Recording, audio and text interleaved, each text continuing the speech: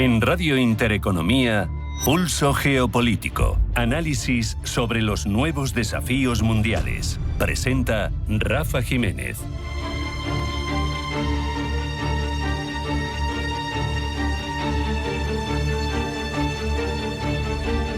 Bienvenidos a Pulso Geopolítico. Europa lleva más de 4 años mirando hacia la guerra de Ucrania como convidado de piedra. Al principio del conflicto era relativamente explicable, urgencia de una situación presuntamente inesperada, una lógica de necesidad de respuesta inmediata para la que no había capacidades, teniendo en cuenta, claro, la delegación militar de décadas hacia Estados Unidos, pero con Washington buscando una salida que libere su atención estratégica y sus recursos hacia Asia, la Unión Europea tiene un dilema por delante. ¿Qué papel quiere jugar en el proceso que va a poner fin a esta guerra? Por un lado. Por otro, ¿tiene capacidad real para jugar algún tipo de papel? Europa es lógico, porque se juega mucho, quiere sentarse a la mesa. El caso es que no sabe dónde. Si Europa acude como observadora, no influirá en el núcleo del acuerdo, por lo tanto, cero quejas. Si va como garante, asumirá responsabilidades que su capacidad militar actual no puede sostener de forma práctica. Y si va como parte negociadora, intentando ponerse en pie de igualdad con Washington y con Moscú, necesita de una unidad política, de una capacidad de ejecución y de decisión rápida, de la que ahora mismo el sistema de toma de decisiones arbitrado y establecido para la Unión Europea no posee, desde luego, está muy lejos de poseerlo. Esto, Kaja Kallas, la alta representante de política exterior de la Unión Europea, lo diagnostica y lo hace de forma recurrente, pero lo ha vuelto a hacer ahora con una claridad meridiana. Europa tiene que estar presente en la mesa de negociaciones. Eso está claro, porque también lo sostiene Rusia, según Kallas, se está quedando rezagada militar, económica y diplomáticamente. Cada mes, en torno a 35.000 soldados rusos son muertos o heridos y el ritmo de reclutamiento ahora mismo no compensa esas pérdidas. La economía está produciendo armamento que se destruye en el frente, pero el ciclo, a largo plazo, no es sostenible. Parece que Putin duda en decretar movilización general, porque hacerlo sería admitir que la operación militar especial, esa tan sencilla que se vendió en febrero del 22 como algo hecho, pues ha salido bastante mal, muy diferente a lo que se previó inicialmente. Y además, el capital financiero escasea, hay acceso restringido a mercados internacionales, China no ha decidido compensar. Tiene un apoyo tibio, pero no ha decidido compensar de forma decidida, económicamente, de forma masiva, esas necesidades que tiene Rusia, sino que se aprovecha de su energía barata y no es un sostén necesario que le permitiera a la propia Rusia mantenerse de forma indefinida. De hecho, todo apunta a que se estaría repitiendo un patrón similar al que puso fin a la ocupación soviética de Afganistán en 1989, porque los agresores suelen retirarse cuando se quedan sin dinero. No necesariamente lo hacen cuando pierden una batalla. Si tienen resiliencia, si tienen capacidad para seguir plantando cara, perder la batalla no es lo más importante. Los recursos sí son lo más importante. La debilidad rusa parece real, hay muchos indicios ahora mismo. Sin embargo, nos engañaríamos si pensáramos que esto es algo que va a acabar sí o sí ya en breve, porque está al borde del colapso Moscú. No es cierto. Sigue controlando más de 100.000 kilómetros cuadrados de territorio ucraniano. Putin tiene una capacidad notable de maniobra en los procesos diplomáticos. Es un artista a la hora de interferir en los procesos de sus vecinos del oeste, porque los conoce bien y sabe muchas de las debilidades. Frente a las maniobras, también incluso de guerra híbrida que desarrolla Rusia, la posición europea tendría que ser sólida para no dejarse arrastrar al terreno que Moscú elige. Kallas dice que ha preparado un documento interno que lo ha presentado a los ministros de Exteriores sobre qué tendría que discutirse en una eventual negociación para finalizar el conflicto que se mantuviera con Rusia. El problema es que aquí hay muchas posiciones distintas, no es la misma la de Finlandia, que comparte una larga frontera, o la de los bálticos, estados pequeños también fronterizos, Polonia, la propia Ucrania, en este caso no parte, pero sí concernida con lo que puede pensar Francia, lo que puede pensar Portugal o incluso España. Y es que aquí es donde surge el problema estructural que Kallas identifica claramente. La toma de decisiones en política exterior europea sigue siendo rehén del consenso. El mecanismo que establecieron los padres fundadores, el derecho de veto, era un incentivo para cooperar, pero lo que en principio se hacía para que nadie oprimiera a ninguno de los otros socios se ha convertido en una herramienta de obstrucción. Por eso, Kallas no se limita a quejarse. Propone avanzar hacia la mayoría cualificada en política exterior dentro de la Unión Europea. ¿Esto qué requeriría? Pues no la unanimidad de los 27, sino que 15 de los 27 apoyaran una decisión. Y que eso representara a su vez, para así no centrarnos en socios pequeñitos que pudieran hacer chantaje a los grandes que pesan mucho en población pero poco en número, pues un 65% de la población de la Unión Europea, es decir, 2/3 prácticamente de los europeos. Son cifras razonables, hay margen jurídico para implementarlo sin necesidad de modificar los tratados, pero hace falta voluntad política. Sabemos que Washington tiene su propio calendario, quiere cerrar el capítulo ucraniano para pivotar hacia el Indo-Pacífico, que Moscú, Putin, tiene su propio calendario, lógicamente, que Kiev tiene sus prioridades, garantías de seguridad suficientemente sólidas como para cerciorarse de que lo que se acuerde no es simplemente una patada adelante y que luego va a tener futuras agresiones, pero el caso es que Europa tiene mucho menos claro qué quiere, cuándo lo quiere y cómo lo quiere. Europa tiene más poder del que cree, pero menos capacidad de utilizarlo de lo que necesita. Tenemos las sanciones europeas, es una palanca que hay que utilizar. Si Moscú quiere negociar las sanciones con Washington, por un lado, y con capitales sueltas de Europa por otro, va a tener más poder que los europeos. Pero si se hace con una sola voz, no hay color. Vamos a ser mucho más potentes. Kallas, cuando habla de todo esto, se acuerda de Paul Henri Spaak, cuando dice que Europa tiene dos tipos de países en su interior: los pequeños y los que todavía no se han dado cuenta de que son pequeños. Incluso Alemania, para el nivel global, es pequeña. En el mundo que se está configurando, con dos superpotencias que se disputan la primacía global, la hegemonía, con un orden internacional que ha saltado por los aires en cuanto al multilateralismo y la hegemonía en reglas, la única escala a la que Europa puede tener relevancia, visibilidad, un mínimo de peso, es a escala europea, a escala de Unión Europea. Juntos, con 450 millones de ciudadanos, con la segunda economía del mundo, con valores compartidos, conociendo a través de nuestra historia que es mejor para nosotros llevarnos bien que llevarnos mal. Solo queda que demos paso hacia la única posibilidad para el futuro de Europa, que es, para todos los miembros, para sus 27 y los que vengan, más Europa. Si no, la alternativa es la insignificancia. Hacemos un alto en el camino a la vuelta. Información geopolítica que elabora Blanca del Tronco. No se vayan, porque sigue Pulso Geopolítico.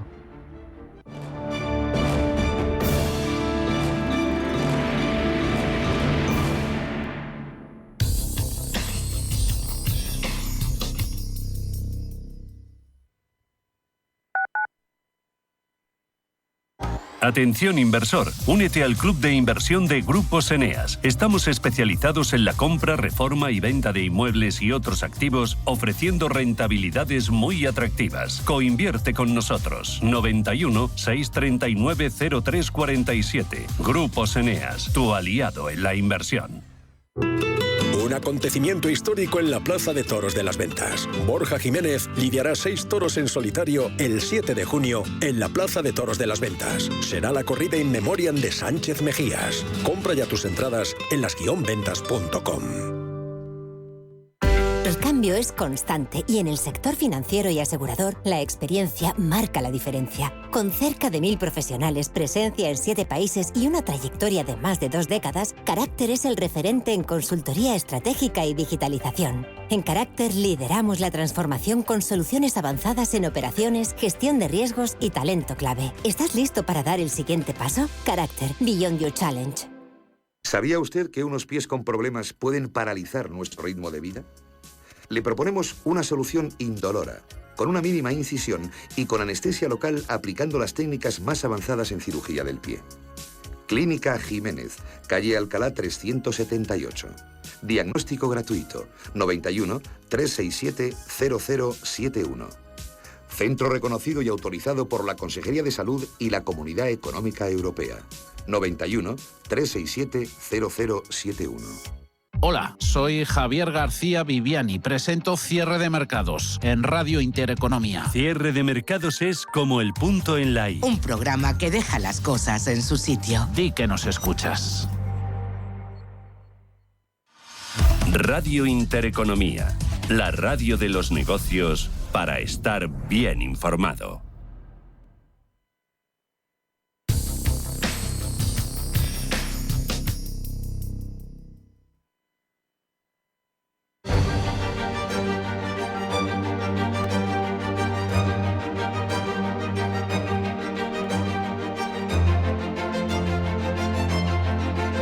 En Radio Intereconomía, Pulso Geopolítico. Vamos ya con la información geopolítica que elabora Blanca del Tronco. Blanca, bienvenida, buenas tardes. Buenas tardes. Aumenta la tensión entre Estados Unidos e Irán. La guerra entre ambos países cumple 3 meses con una tregua que se mantiene a pesar de las tensiones y con unas negociaciones para poner fin al conflicto y reabrir el estrecho de Hormuz. Estados Unidos ha lanzado este jueves un nuevo ataque contra Irán, el segundo de la semana, al que el país persa dijo haber respondido con una ofensiva contra una base estadounidense. Mientras en Washington, Marco Rubio se reúne con el canciller pakistaní mediador en las negociaciones de paz entre Washington y Teherán. Israel intensifica sus ataques en el sur del Líbano. Ataques que incluyen la ciudad costera de Tiro y que se producen tras anunciar que ocuparía más territorio por tierra. El ejército israelí ha anunciado además haber dado muerte al jefe de una red central de transferencia de fondos de Hamas en un ataque en el área de Yan Yunis. La Organización Mundial de la Salud eleva a 238 las muertes sospechosas por ébola en el Congo. La OMS afirma además haber notificado más de 1.000 casos sospechosos. El epicentro del brote continúa siendo Ituri, que concentra el 89,5% de los casos confirmados. Los casos sospechosos también se concentran principalmente en Ituri, donde en conjunto representan algo más del 90% de esos contagios y el 92% de los fallecimientos sospechosos. Se mantiene el misterio en torno a las negociaciones entre Estados Unidos y Cuba. Continúa la incógnita sobre el transcurso de las negociaciones entre Washington y La Habana después de que el jefe de la diplomacia estadounidense, Marco Rubio, expresara su confianza en que las conversaciones entre los dos países desemboquen en un buen resultado, mientras Cuba pide a la comunidad internacional prevenir una agresión militar contra la isla. En Chipre, entre tanto, reunión de los ministros de Exteriores de la Unión Europea. Sobre la mesa debatir la estrategia frente a unas potenciales conversaciones de paz con Rusia, conversaciones con Moscú en las que podría sentarse a la mesa de negociación un emisario europeo. En las últimas horas se ha barajado el nombramiento de un enviado comunitario. Preguntado por los nombres, el ministro de Exteriores, José Manuel Álvarez, asegura que todavía es pronto, que lo fundamental es que la Unión Europea sea capaz de hablar, dice, con una sola voz. Lo importante es que encontremos la forma en que los 27 hablemos con una única voz, y esa reflexión está todavía muy incipiente.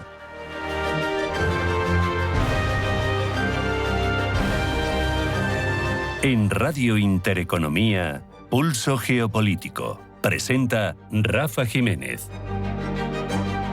Vamos ya a profundizar en todos estos asuntos, Blanca. Esta madrugada el conflicto entre Estados Unidos e Irán ha escalado un peldaño más. Por segunda vez en una semana, las Fuerzas Armadas estadounidenses han atacado instalaciones militares iraníes, esta vez en el sur del país, cerca de Bandar Abbas, la ciudad portuaria que vigila el estrecho de Hormuz. Washington lo llama defensa propia. Teherán ha respondido con un ataque contra una base aérea estadounidense cuya ubicación no ha precisado y bloqueando el paso de Hormuz a 4 embarcaciones norteamericanas. Rubén Gil. Mientras los misiles hablan, la diplomacia también se mueve. Hoy se reúnen en Washington el secretario de Estado Marco Rubio y el canciller pakistaní Isaac Dar, mediador clave en las conversaciones indirectas entre ambas potencias para intentar cerrar el fuego y reabrir el estrecho, por el que circula una parte vital del comercio energético mundial, porque Hormuz es el verdadero nudo del conflicto. Esta semana el Tesoro estadounidense ya ha sancionado a la autoridad que gestiona ese paso marítimo y los mercados lo notan. El petróleo Brent supera esta mañana los $94 por barril, con una subida de más del 2%, mientras las bolsas caen. En el frente libanés, Israel intensifica también su ofensiva. El ejército israelí ha bombardeado esta semana unos 550 objetivos de Hezbollah en el sur del Líbano y ha anunciado la muerte de una soldado de 20 años en operaciones en el norte del país. Hoy se cumplen exactamente 3 meses desde que Estados Unidos e Israel lanzaron el primer ataque contra Irán, y la paz de momento sigue sin fecha. En Chipre, reunión de los ministros de Exteriores de la Unión Europea con su homólogo ucraniano. El objetivo es debatir la estrategia frente a unas potenciales conversaciones de paz con Rusia. Kaja Kallas, jefa de la diplomacia comunitaria. Por supuesto, todos estos temas que conciernen a Ucrania, solo Ucrania y Rusia pueden negociarlos y llegar a un acuerdo. Pero hay muchas cosas que conciernen a Europa. Ahora bien, creo que es una trampa en la que Rusia quiere que caigamos, que discutamos quién habla con ellos y que ya estén eligiendo quién es adecuado y quién no. No caigamos en esa trampa.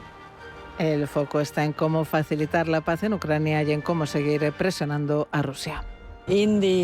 Sobre las negociaciones de paz no está ocurriendo mucho ahora mismo, pero también vemos en el campo de batalla que Rusia está en desventaja. Así que por eso es realmente el momento para discutir con los ministros de Exteriores los intereses fundamentales, las peticiones que también tenemos para Rusia, porque una vez que nos sentemos a la mesa, entonces también debe quedar muy claro qué estamos haciendo allí, cuál es el fondo que queremos discutir.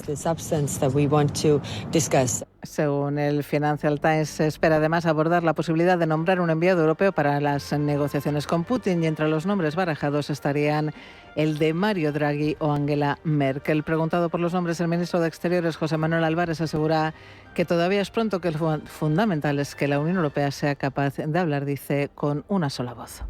Lo importante es que encontremos la forma en que los 27 hablemos con una única voz, y esa reflexión está todavía muy incipiente. Los ataques que Rusia está perpetrando sobre Ucrania en los últimos días son una forma, dicen algunos expertos, de proyectar fuerza en medio de la crisis económica que el país atraviesa. Además de aparentar normalidad, Moscú está tratando de confrontar la coyuntura mediante nuevos acuerdos energéticos. Su mayor apuesta es el ambicioso gasoducto Power of Siberia 2, que podría movilizar 50.000 millones de metros cúbicos de gas anuales de Rusia a China. El proyecto es de tal envergadura y urgencia que Vladimir Putin salió de su país por primera vez en meses y se reunió con Xi Jinping la pasada semana para discutirlo. No obstante, parece que no hubo avances porque no se llegó a ningún entendimiento sobre el asunto más peliagudo. Esto es los precios a los que China compraría el gas. Una semana después, Putin ha viajado a Kazajistán, donde se ha empezado a discutir la posibilidad de construir el gasoducto Power of Siberia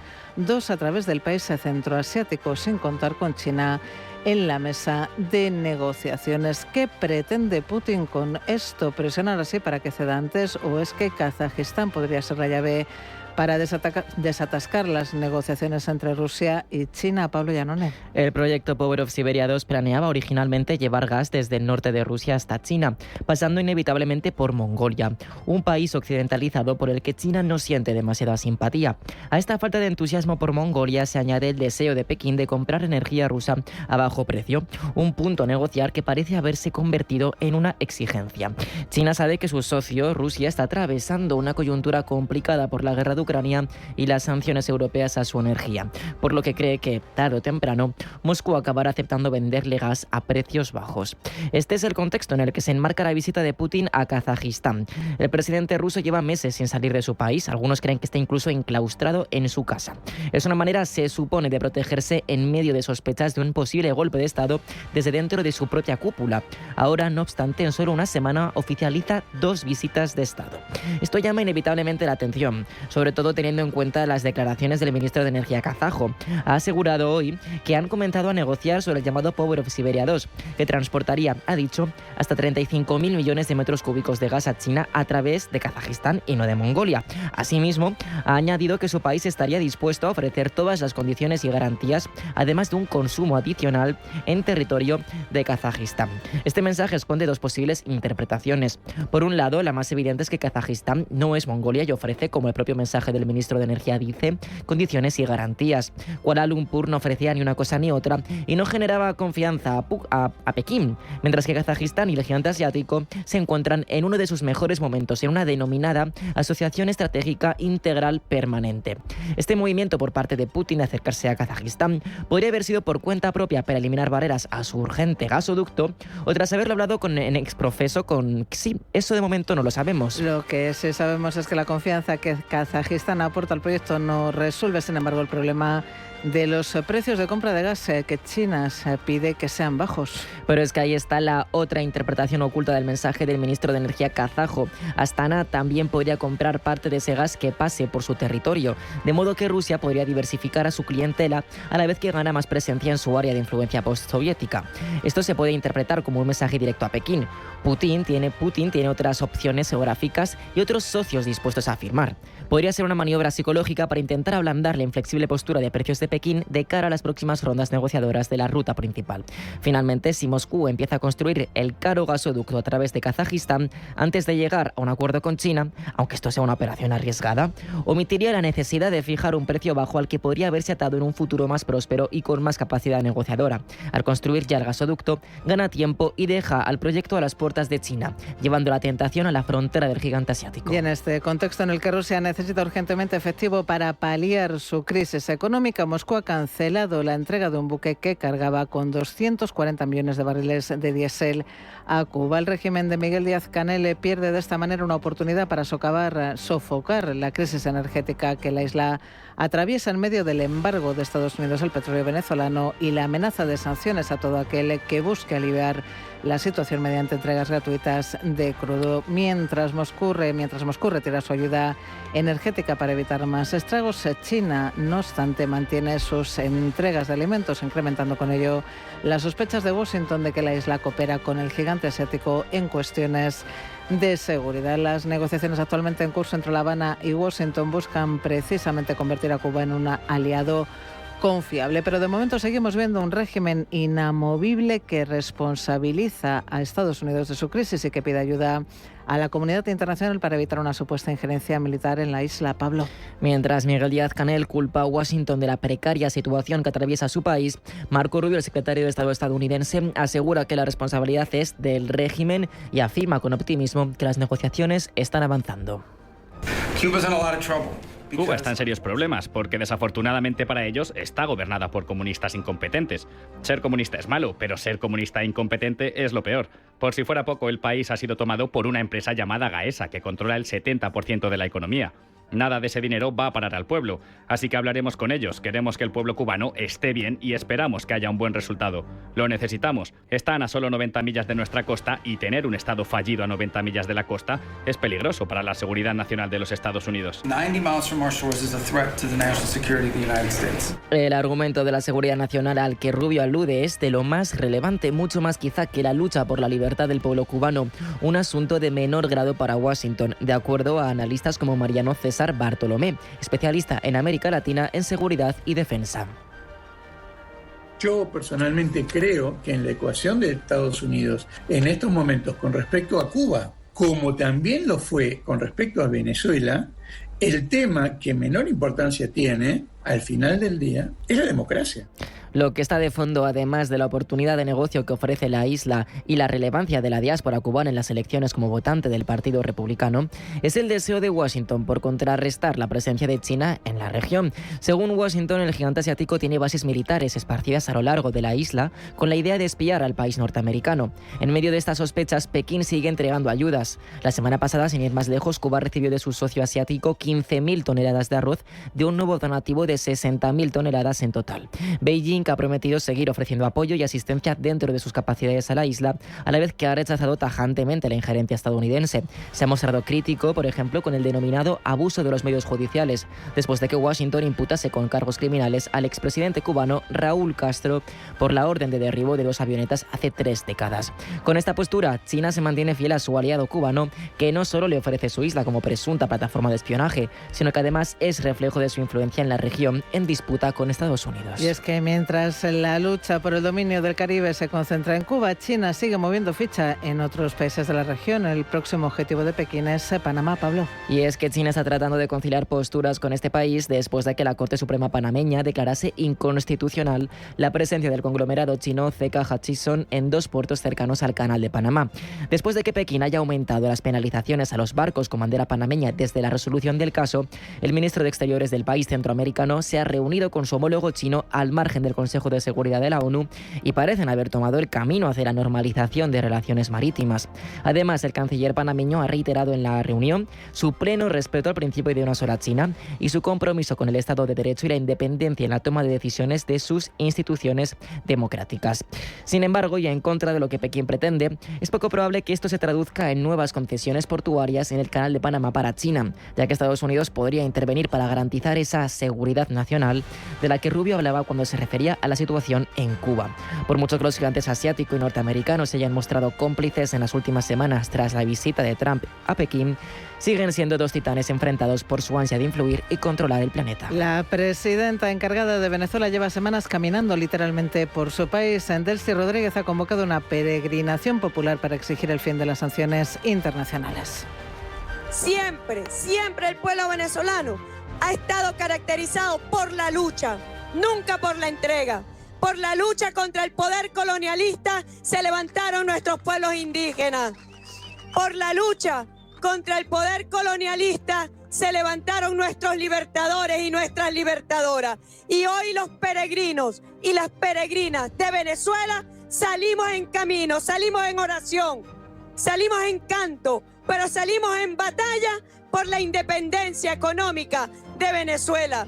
El contexto es tan inédito como convulso. Rodríguez gobierna desde enero, cuando Nicolás Maduro fue capturado por fuerzas estadounidenses en Caracas. Venimos de momentos muy duros, que significó el 3 de enero de este año, cuando cayeron las bombas y los misiles. Y cayeron sobre la capital que vio nacer a nuestro padre libertador, Simón Bolívar. Nunca antes había ocurrido en la historia de nuestro continente, en Sudamérica, algo similar. Y por eso yo digo que andamos en una peregrinación por la paz. Desde ese 3 de enero el chavismo intenta recomponerse en el poder mientras negocia con Estados Unidos. Una nueva estructura del gobierno adaptado a esta nueva realidad de Venezuela, a una Venezuela que renace desde su identidad, que renace desde su historia libertadora, a una Venezuela que busca su propio camino para la felicidad del pueblo. Y algo se ha movido no solo en Venezuela. Estados Unidos ha flexibilizado sus sanciones sobre el petróleo, la minería y el sistema financiero venezolano. Es más, la Casa Blanca está dando señales de hasta dónde está dispuesta a llegar en su acercamiento a Caracas. Según funcionarios estadounidenses, Washington ha instruido discretamente a los fiscales federales de Miami para que dejen de investigar a Delcy Rodríguez. Gemma González. Delcy Rodríguez lleva en el punto de mira de la DEA desde al menos 2018. El Departamento de Justicia lo niega. Un portavoz asegura que nunca hubo una investigación en su contra que pudiera ser clausurada, pero los registros de la agencia antidroga obtenidos por Associated Press cuentan otra historia. Rodríguez ha sido seguida por las fuerzas del orden federales durante años, aunque nunca llegó a ser acusada formalmente. La razón del giro, según los funcionarios consultados, es política y urgente: evitar obstaculizar los esfuerzos de Washington por estabilizar Venezuela tras la captura de Nicolás Maduro, trasladado a Nueva York para enfrentar cargos federales por narcotráfico. Con Maduro fuera del tablero, Trump necesita a Rodríguez y lo ha dejado claro. El presidente estadounidense llegó a calificarla de una persona estupenda poco después del arresto de su predecesor. Eliminar la amenaza de una acusación, aunque sea de forma temporal, despeja el camino para que Rodríguez gobierne con menos presión y para que Washington pueda negociar la apertura de Venezuela a la inversión estadounidense. Es el mismo patrón que ya vimos con las sanciones flexibilizadas y el regreso de Caracas al FMI. Trump negocia y Delcy Rodríguez, de objetivo de la DEA a interlocutora preferida de la Casa Blanca, es hoy el rostro de ese giro.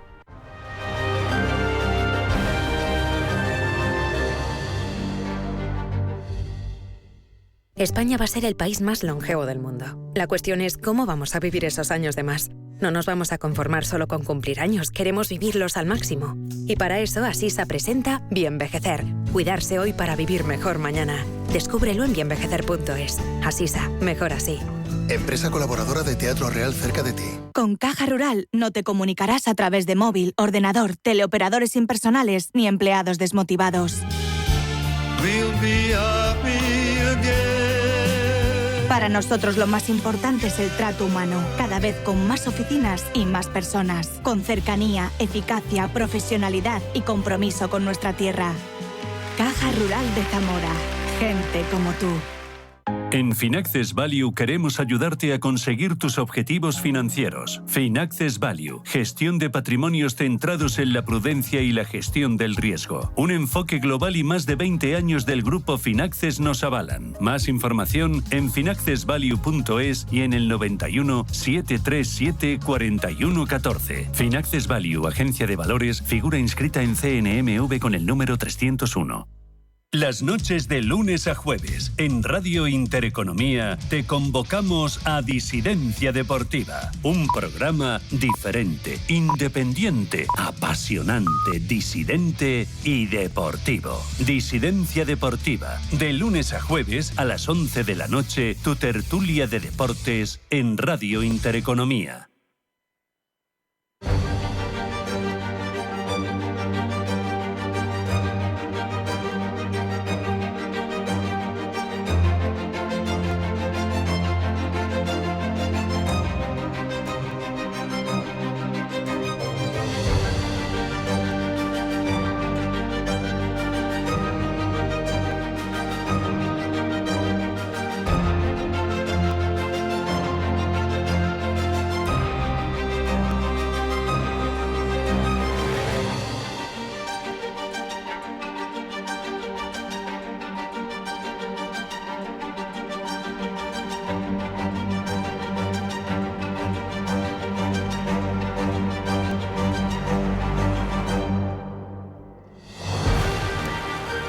La inteligencia artificial no es una promesa de futuro, sabemos que es una realidad, es una fuerza que condiciona, por ejemplo, el trabajo, y más que lo va a hacer, la política, la economía, hasta la guerra, pero todavía más allá condiciona, o probablemente condiciona, y por eso queremos tratar en los próximos minutos, cómo va a ser la humanidad en los próximos años, hacia dónde queremos que vaya el ser humano y la sociedad en la que se incardina ese ser humano. En ese contexto es evidente que la primera encíclica de León XIV supone una reflexión de enorme profundidad en los límites de esa tecnología, en los riesgos de construir una civilización donde la eficiencia desplaza a la persona, donde la ética y la moral no tienen demasiado hueco. Por eso queremos analizar cómo se está construyendo esa nueva realidad desde distintas ópticas, y lo hacemos con Pablo Sáez Hurtado, que es ahí Senior Counsel en Delvi. Pablo, bienvenido, buenas tardes. Buenas tardes, muchas gracias, Rafael, por volver a tenerme en cuenta. Pablo, por contextualizar, por empezar, ¿no? La inteligencia artificial es una herramienta, lo sabemos, pero es una herramienta que tiene algunas características. En tu opinión, ¿puede suponer un cambio civilizatorio de una magnitud superior a la de otras herramientas similares, como podía ser, se ha hecho mucho la comparación en los últimos días, la industrialización? En la filosofía siempre se ha debatido mucho, cuando se hablaba de la técnica, de si las herramientas técnicas, luego dimanadas también en el subgrupo tecnológicas, eran neutrales o no. Yo creo que una de las grandes tesis que recoge la maravillosa encíclica Magnifica Humanitas de León XIV es que la tecnología no es neutral, porque aunque un algoritmo aparentemente tenga ese elemento objetivo, ese elemento predictivo, analítico, estadístico, hay detrás unos financiadores que proyectan sus fines programáticos sobre ello. Por consiguiente, la inteligencia artificial en sí mismo, en su concepción académica de los años 50, de McCarthy, del propio Turing, podría no ser un cambio civilizatorio, porque en aquel momento no había ni la inversión, ni los datos, ni las personas que iterasen para poder generar el nivel de inteligencia aparente que tiene ahora, pero a día de hoy sí, porque significa que las personas que lo ostentan y las personas que tienen ese nivel de penetración en todas las esferas de la realidad y que generan esa dependencia, pueden tener un control directo sobre las empresas, los estados y también, la población civil y los ciudadanos. Escribías un texto sobre ella en el que una idea que se recogía es que la inteligencia artificial necesita una antropología previa. Al final da la sensación de que en este aluvión de versiones de cada vez más capaces se discute sobre su capacidad tecnológica, su capacidad como herramienta, pero muy poco sobre la idea de ser humano que queremos preservar. Permíteme que me explaye aquí porque es muy importante dos cosas que voy a decir. La primera, el problema que tiene la revolución de la IA generativa es que, en primer lugar, era inesperada en el sentido de ser tan accesible de que se publicase. Teníamos un paper, y en determinadas esferas científicas internas existía la IA generativa, pero no se pensaba que a finales del 2022, es verdad que en aquel momento de una manera muy pristina y muy, en fin, muy endeble y muy básica, casi era irrisoria, ¿no? Pero ahora se ha convertido en la herramienta que es, iba a ser lanzada sin ningún tipo de evaluación de impacto que podía llegar a tener, el 1 de diciembre del 2022, en formato beta. ¿Qué significa eso? Que por consiguiente no teníamos unos estándares de pensamiento, ¿cómo poderlo decir? Un andamiaje conceptual que nos permitiera entender la dimensión que iba a tener. Esto es muy importante. Yo, por ejemplo, en mis reflexiones siempre cito a Hannah Arendt por una sencilla razón. Hannah Arendt, después de la Segunda Guerra Mundial, cuando va a estudiar el mal desde las concepciones originarias, es decir, desde el pecado, desde el deseo deliberado de hacer mal, decía, es que el mal del nazismo no tiene ningún tipo de regambre de deseo, porque no genera... O sea, lo que le motivaba era el cumplimiento del deber, aunque fuesen en campos de exterminio. Esto es lo mismo. Ella decía, hay que generar nuevas categorías que nos permitan entender el mal del nazismo y el mal que puede generar estos regímenes totalitarios, la banalidad del mal. Esto es lo mismo, nosotros no tenemos un andamiaje conceptual que nos empodere a nivel intelectual para entender la revolución en la que estamos. Y precisamente por eso, unido al frenesí tecnológico del que se prevalecen estos proveedores, está generando el problema de falta de referencias que hay. Falta de referencias que ha concluido con el primer texto ético mundial, internacional, que nos ha dado León XIV. O sea, León XIV supone el fin de la interpretación, de la instrumentalización de la palabra ética por determinados colectivos con intereses espurios, de la ética de la inteligencia artificial a nivel global, porque la ha constituido él con la encíclica Magnifica Humanitas este pasado lunes. Hannah Arendt, a quien también cita en su propio texto Correcto. El Papa León XIV. Y es que al final León XIV es cierto que no tiene capacidad normativa, pero tiene 1.400, grosso modo, millones de cristianos, de católicos y más de cristianos, que igual tienen algo que reflexionar con este texto sobre la mesa. Comentaba antes de entrar en plan de broma que las leyes de la robótica de Isaac Asimov habían servido para entender un poco cómo había que relacionarse con este tipo de realidades tecnológicas, pero claro, esto es otra cosa. En esta cuestión lo que tenemos es que entender hacia dónde queremos que vaya la sociedad. A mí me ha parecido muy perturbador, Pablo, que precisamente un compatriota del Papa León XIV, como es Donald Trump, que dirige el destino del país con la democracia moderna más antigua, que este año cumple 250 años, haya decidido precisamente no poner en marcha, que no entre en vigor una orden ejecutiva donde establecía un cierto marco para esta inteligencia artificial. Su argumentación es: tenemos ventajas respecto de China, ellos no tienen reglas, bueno, tienen las suyas, que sabemos que son peculiares, pero nosotros tampoco tenemos que tenerlas. Pero claro, si eso te lo hace el líder del mundo libre, como se intitulan los presidentes de Estados Unidos, ¿qué podemos esperar? Efectivamente, a ver, antes de la encíclica del Santo Padre, realmente las referencias puramente éticas que podían existir a nivel mundial de la inteligencia artificial podían ser exclusivamente, o bien, como bien has dicho, las leyes de la robótica de la obra literaria de Asimov, o bien los considerandos, que no es la parte dispositiva, esto es muy importante entenderlo, los considerandos del Reglamento Europeo de Inteligencia Artificial, que tenía esa vocación universal de generar la conciencia ética de la IA en el mundo. ¿Qué pasa? Primero, a efectos del Reglamento de Inteligencia Artificial, los considerandos no se ven materializados en unas obligaciones dispositivas acordes, ¿vale? Por consiguiente, no tenía casi ningún tipo de validez ética, quitando el escenario de desnudez total, y por lo tanto sí se podía jugar con el discurso de el Reglamento de Inteligencia Artificial es la ética de la inteligencia artificial. No descuide, porque ahora sí hay un documento de peso infinitamente mayor, además es un documento eclesiástico, no es un documento de que ha generado unos legisladores de un tiempo y lugar determinados con la aprobación de aquel momento cuando se dio el voto a los ciudadanos, etcétera. Esto es un documento de carácter teológico y por consiguiente, teniendo en cuenta que el Santo Padre es el ministro de Dios en la tierra, tendrá un componente de susurro de Dios al Santo Padre para verlo constituido. O sea, no estamos hablando de la misma categoría de documento. Eso en primer lugar. Segundo, El problema que tenía el reglamento de inteligencia artificial en esa falta de congruencia ante la parte dispositiva y los considerandos era que, por ejemplo, cuando vamos al reglamento de IA en el artículo 2, el reglamento de inteligencia artificial europeo, vemos que hay una excepción en el punto 10 a las personas que no utilizasen la inteligencia artificial con carácter profesional. ¿Qué significa esto? Que ante la ausencia de regulación de quienes utilicen la inteligencia artificial con carácter personal no profesional, no había ningún tipo de marco normativo que les vinculase. Entonces, ¿qué nos quedaba?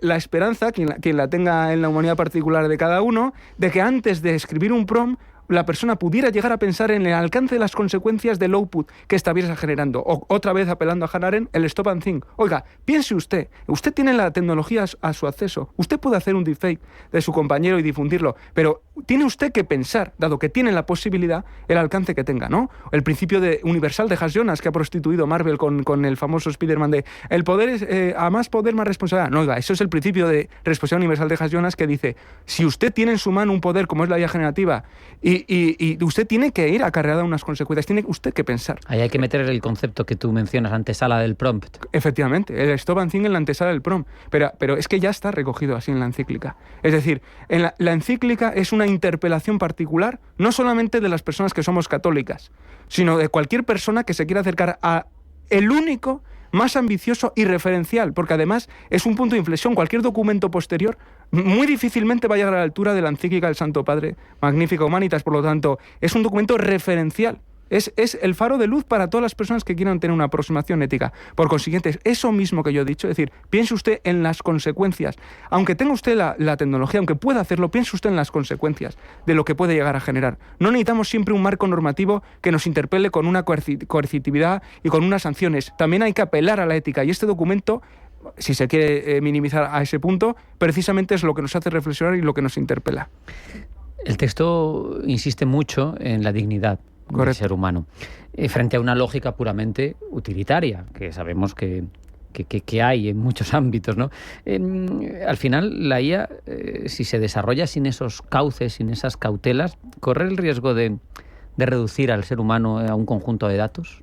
Sí. A ver, más cosas muy interesantes aquí. A ver, en primer lugar, yo creo que la IA generativa es una tecnología desde el origen y su concepción ilegal y moral. Ambas cosas. Porque además no está conectada con la, ¿cómo poderlo decir? Con la sensación de sensibilidad existencial que tenían los científicos como Oppenheimer o por ejemplo, el propio Einstein, etcétera, cuando desarrollan la tecnología. Está pensada en la lógica de Silicon Valley, que es el neoliberalismo en los 80 hipervitaminado con la potencia técnica sin límites, de una especie de régimen de economía de mercado laissez-faire que es ahora mismo Estados Unidos, ¿vale? Donde está pensado bajo la máxima nihilista extrema, que es muévete rápido, rompe cosas, porque esa es la garantía de tu éxito. Ese muévete rápido, rompe cosas, es decir, todo lo que sea posible a nivel técnico, hazlo. No hay ningún límite, ni interno, en tu fuero interno, ni en tu íntima convicción, ni externo, que te impida hacerlo. Por lo tanto, es esa lógica de respeto, de evaluación del alcance que pueda tener la tecnología que hagamos, como estuvieron elucubrando durante meses a sabiendas de que era una situación de emergencia a contrarreloj Oppenheimer y Einstein a la hora de desarrollar la bomba atómica, con además los problemas morales que tuvieron después de todo el tema que se supo después, no lo tiene esta lógica. Por lo tanto, es una tecnología inmoral y también es ilegal. Porque se ha nutrido de miles de bases de datos de todos los corpus documentales de la historia de la humanidad sin pagar nada, sin reconocer nada. Y además no tiene una lógica ética. Porque, por ejemplo, había mucho debate en el año 22-23, yo ya venía avisando, de que no tenía carácter, ¿cómo decirlo?, sustitutorio. ¿Cómo que no? Pero si estamos viendo empresas que están despidiendo masivamente, haciendo ERES, intentando meter a mansalva la inteligencia artificial sin ningún tipo de ocultación para sustituir puestos de trabajo, con personas formadas, letradas, con idiomas, con másteres. Es una tecnología inmoral, porque también elimina de la ecuación la dignidad humana, porque lo que busca es el frenesí y la celeridad y el lucro, etcétera, y ahí no está el componente de tranquilidad, de sosiego, de trabajo artesanal que veníamos viendo en la industria. Me hacía gracia, me parecía muy pertinente lo que hablabas de muévete rápido y rompe cosas. Sí. El dueño de Palantir, Peter Thiel, se dice aceleracionista, quiere que la sociedad se acelere hasta llegar a un punto de implosión. Habla de, bueno, tiene unas teorías muy peculiares que no sé si conviene sacar aquí, pero bueno, de anticristo, de catejón, del concepto griego de catejón como catalizador de esa catarsis dentro de la sociedad, lo cual viene a apuntar precisamente la línea de lo que tú dices, y además especialmente preocupante en el caso de Estados Unidos, porque si Anthropic se salió del proyecto Maven, por ejemplo, donde se utiliza la IA para matar, como se ha visto en distintos campos de guerra en estos tiempos, Anthropic se marchó porque dijo esto no es ético. Tiene sentido que el cofundador de Anthropic estuviera en la presentación de la encíclica, ¿no? Correcto, sí. Además es el cofundador técnico, porque su objetivo dentro de Anthropic, él es un tecnólogo. A la hora de hablar se le veía un poco, abrumado, evidentemente, habida cuenta de la audiencia y de la instancia donde estaba presentando nada más y nada menos que al lado del Santo Padre su pensamiento, pero además era el técnico, no era la figura política que es Darío Amodei, de la explicabilidad y de la trazabilidad de Anthropic. Y él lo manifiesta claramente también como una alianza que posteriormente se mostró al finalizar la encíclica, de que no todo Silicon Valley está dispuesto a cualquier precio para poder llegar a liderar la carrera tecnológica. Aunque también habría que medir, ¿no?, y saber por qué ahora sí y antes no. Es decir, porque si aplicamos la ética de manera retroactiva, oiga, usted también ha estado contribuyendo a esta contrarreloj y ha estado fagocitando todos los corpus documentales sin ningún tipo de problemática ni respondiendo ante nadie. Pero bueno, parece ser que se han encaminado y que francamente se está convirtiendo en el proveedor de inteligencia artificial generativa confiable de Silicon Valley.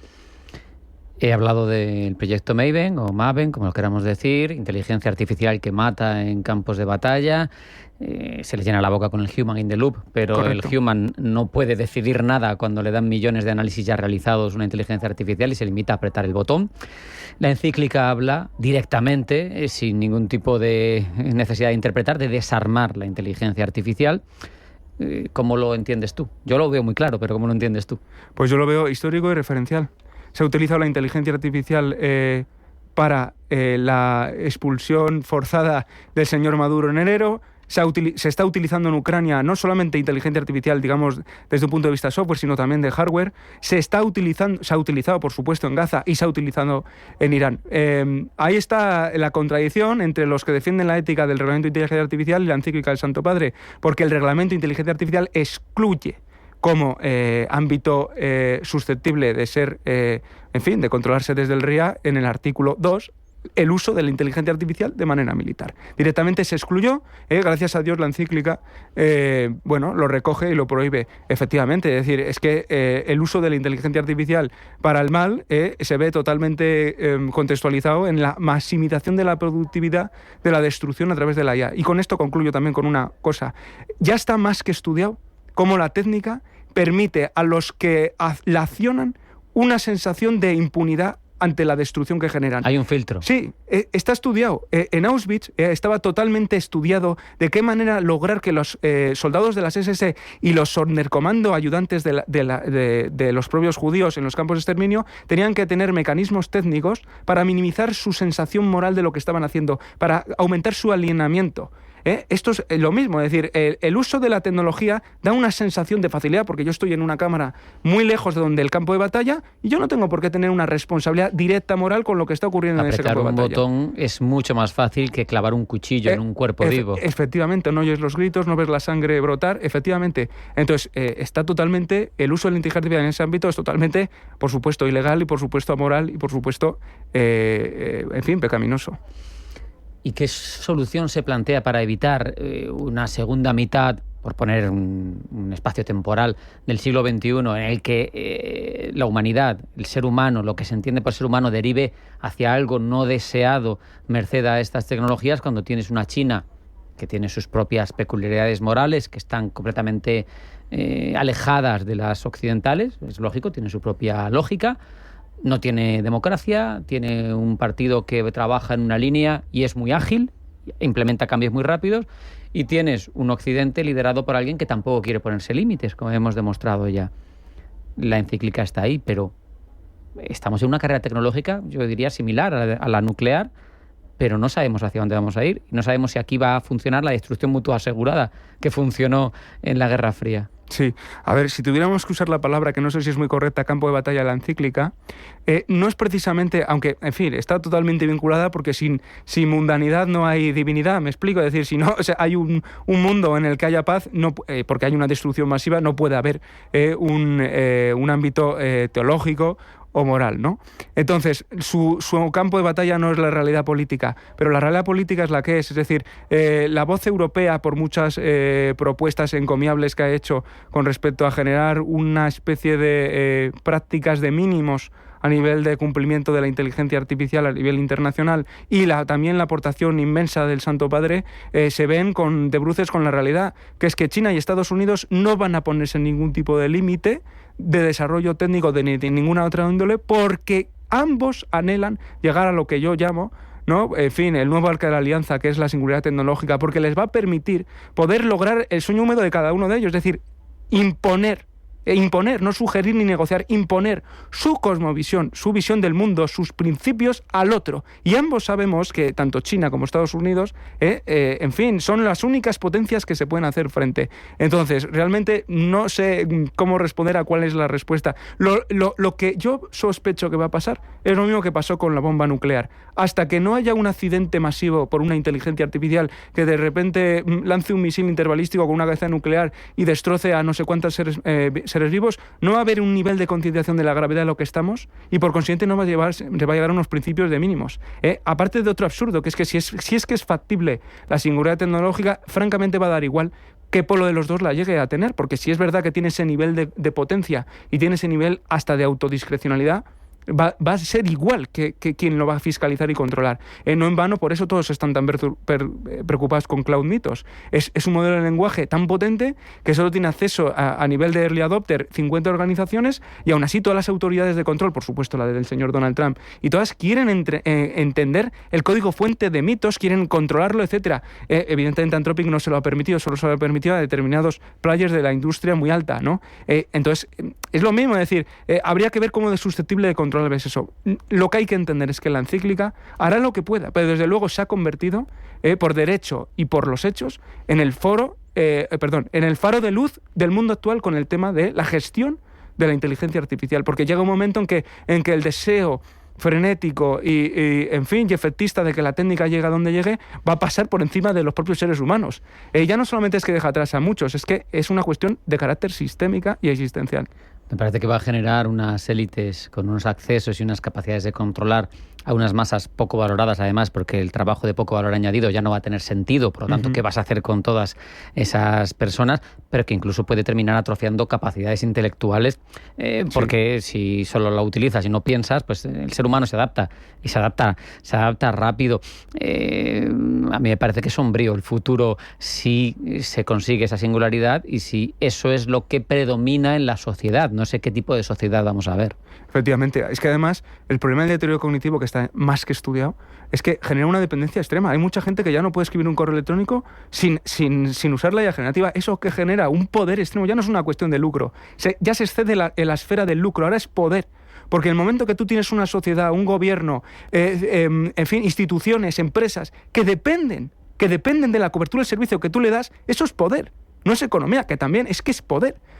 Y en el momento en el cual eres capaz de incluso penetrar en los controles territoriales y ambientales, porque necesitas sí o sí construir centros de supercomputación con centrales nucleares anejas, y tienes capacidad de generar ese impacto ambiental, también es poder. Es decir, es así de simple. Es decir, y efectivamente esa concentración del poder la recoge el Papa León XIV de manera transparentísima. Palantir, que es proveedor de servicios de la administración estadounidense, se ha hecho imprescindible para, por ejemplo, el ICE, o ICE, como lo quieran llamar, contra la migración de Donald Trump, porque implementa toda su tecnología, se vale de cruzar datos de sanidad, de cámaras de las calles, de su propia aplicación para el servicio de migración, con lo que no tendría capacidad el Estados Unidos, de hacer lo que está haciendo ahora el ICE si no fuera por Palantir. Es una captura, como si fuera una captura del regulador, es una captura del Estado. Correcto, es una dependencia extrema y de nuevo otra vez a lo que defiende el Santo Padre. Es una destrucción total de la dignidad humana por una realidad que ha construido el hombre, que es el algoritmo, y lo ha llevado al terreno del software, en las matemáticas, pero que desde luego... es decir, no sé en qué medida es un instrumento al servicio de la humanidad, porque francamente lo que hace con eso es extraer información, monitorizar a la gente 24/7 y darle con esa dependencia, por supuesto, tecnología al Estado un poder de poder penetrar, de controlar, de minimizar derechos sin precedentes. Como no sabemos cómo va a evolucionar, porque bola de cristal no tenemos, tenemos que preguntarnos, claro, qué hacer. Por un lado, el Papa tenía claro lo que quería hacer y lo que tenía que hacer, en su opinión, y lo ha hecho. Pero claro, el resto de la sociedad, que puede ver ciertos peligros en todo esto, ¿hacia dónde tendría que ir? Tendrían que ser luditas. Porque ya hay en Estados Unidos movimientos que están atacando instalaciones de centros de datos y ya hay prevención por parte de la administración Trump diciendo, ojo, que esto hay que evitarlo, hay que vigilarlo, hay que fiscalizarlo. Pero tampoco sé si ser ludita es una solución. En el 18-19 no funcionó. Pues no, porque esta gente es muy lista, está muy bien asesorada, y de igual manera que tiene una soberanía total y real y una dependencia extrema de las instituciones a su tecnología, también ha hecho una genuflexión del mercado. Y el mercado ha dicho que la gente que no utiliza la inteligencia artificial no es competitiva y que por lo tanto es susceptible de ser, eliminada de la ecuación de una empresa a nivel productivo. El objetivo que quería Silicon Valley, y ha logrado por todos los medios lograrlo, es lograr una sociedad de personas que van a ser superfluas. Porque no, y encima no van a tener la capacidad de poder elegir entre formarse o no, utilizarla o no. Les ha quitado esa posibilidad. Habrá personas que sí podrán, es decir, porque tendrán otro tipo de fuentes de ingresos, de bienes raíces, etcétera, pero el carácter común del ciudadano no puede hacerlo. A nivel de la encíclica, el Santo Padre ha hecho su misión, que es el de la sugestión. Ahora en el fuero interno, cada cual de nosotros tenemos que plantearnos cómo vamos a iterar con esa tecnología. No va a ser suficiente. No tenemos un marco legislativo robusto para fiscalizar. Primero, no sé si se podría fiscalizar a nivel, digamos, de recursos. Y segundo, no hay un marco jurídico potente para fiscalizar el uso no profesional de estas herramientas, que es además donde más interfiere. Entonces, lo único que queda es apelar a la conciencia de cada cual, tal como hace el Santo Padre. Es decir, usted tiene que iterar desde la dignidad con estos modelos. Es un tema apasionante, se nos ha ido este rato que ha sido largo, hemos dedicado toda la parte de entrevistas a este tiempo de análisis. En cualquier caso, yo te querría pedir para terminar, tenemos que acabar en poquito tiempo, no sé, alguna clave, lo más relevante para ti, alguna piedra de toque especialmente fina, aunque hemos hablado de lo más relevante de la encíclica, pero para aplicar, para ver a futuro, para ver dónde tiene que ir la sociedad, no lo sé. A ver, la encíclica supone el nacimiento de la ética internacional de la inteligencia artificial. Primer punto. Es una referencia documental, es un texto bellísimo, profundo, hay que leerlo con el respeto que se merece. Estamos hablando de un texto de carácter teológico, no es un texto de carácter normativo, hay que leerlo con ese respeto y desde él, desde ese texto, desde los principios básicos que recoge la paz, la dignidad del ser humano, la supervisión humana, la no concentración del poder, el respetar a las personas, en fin, aunque tarden más en hacer su trabajo manualmente de manera artesanal y no tengan que tirar siempre de las cuestiones sintéticas, etcétera, tiene que ser la base para la negociación multilateral y evitar que tenga que ocurrir una catástrofe como Hiroshima y Nagasaki en nuestro tiempo para ponerse a negociar de esos principios mínimos internacionales. En nuestra mano al menos está la parte personal, la parte de con valor afrontar la lectura de ese texto largo que merece la pena y una reflexión y un aporte de la ética y la moral de cada uno. Pablo, un placer como siempre hablar contigo. Un placer, muchas gracias. Un abrazo, hasta la próxima. Muchas gracias. Nos vamos, no hay tiempo para más. Hemos apurado al máximo. Esto ha sido Pulso Geopolítico. Sean felices, pasen buena tarde y acudan mañana a su cita con nosotros. Pulso Geopolítico. Hasta mañana.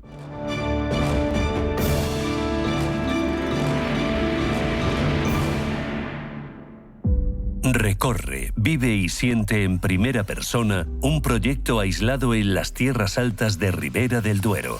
Bosque de Matasnos, enoturismo sostenible que conecta entorno, vino y naturaleza. Haz tu reserva en bosquedematasnos.es.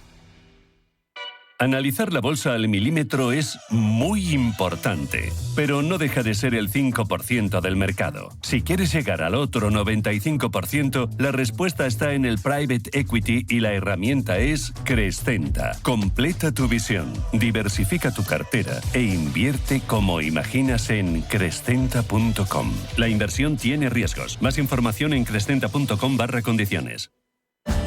Conquista cada camino, renueva cada viaje. European Privilege te ofrece un método exclusivo de alquiler de coches premium a 6 meses con hasta 20.000 kilómetros, sin avales y con hasta el 100% del gasto desgravable. Diseño, tecnología y potencia para cada viaje. Siente la libertad al volante de los grandes iconos del automovilismo. European Privilege. Elige tu marca. Conduce diferente. Si te preguntan qué escuchas, di Radio Intereconomía. Yo todas las mañanas me despierto con Capital Intereconomía y Susana Criado. Yo todos los días en el coche escucho a Media Sesión con Rafa Jiménez. Yo la verdad que soy muy asiduo a los consultorios de cierre de mercados, con Javier García Viviani. Radio Intereconomía. Piensa y sé diferente. Te contamos lo que se decide cada semana en Bruselas. Los retos de España. Los retos de la Unión Europea. ¿Qué se decide y cómo nos afecta? Cada viernes en Capital Intereconomía. Con Susana Criado.